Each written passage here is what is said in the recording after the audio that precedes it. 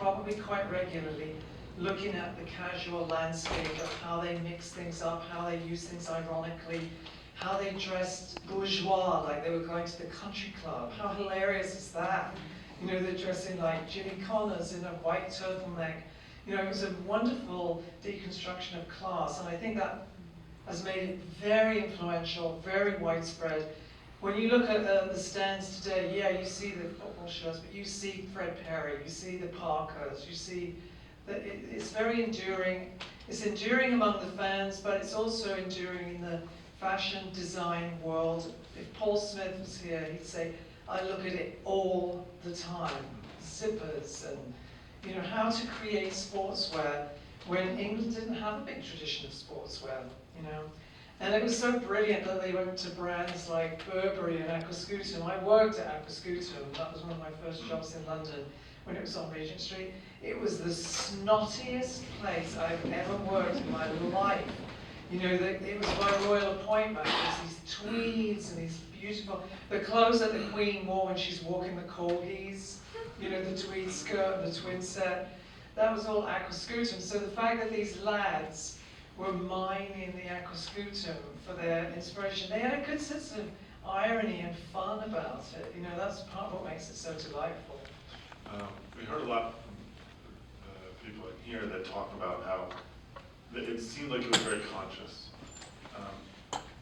At that, you know, a 12-year-old or a 14-year-old, how conscious is it? I always think about that. I was like, is it totally conscious, or is it like, are they thinking about it the way you are in terms of the fashion of it all? I think they're very conscious of the details. You know, like I remember that my best friend Jim, he worked at the skinhead shop, which was not racist at that point. That was early on after the mod transition from mod to skinhead to suede head. My friend Jim worked there, and the people would come in and, oh, the new Ben Shermans are in, but are they the short sleeve? And do they have a little slip here at the button? This obsession with detail is, I don't know what the hell that's about, where it comes from, but it's really fascinating and very much driving it. So they're very conscious of the details. I don't know if they have a sort of more anthropological picture of what they're doing and what they're up to. I think they were just trying not to get their clothes trashed while they went marauding.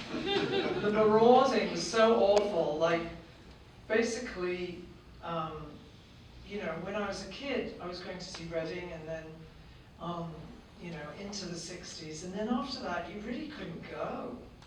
You can imagine that. You just can't go to the football match. No one goes anymore. It's only for the hooligans. They completely took over, and I think the authorities were like, oh, we've damaged these kids. We must be nice to them. And they let them wreck all the trains, and families couldn't go to the football game. Kids couldn't really go. It was really pretty horrifying. It's funny to watch. You can get a good laugh out of it. And I met Cass Pennant in London. He's such a fabulous guy. And they said to me, oh, Cass Pennant's going to come to your book signing. I was like, you know, I was sort of not terrified, but, you know, he's a sort of, he owns his previous hooligan history. He was the nicest, sweetest, he's such a fabulous person. It was nice to see him up on the screen. He's an interesting guy, wonderful. Let's open it up for questions.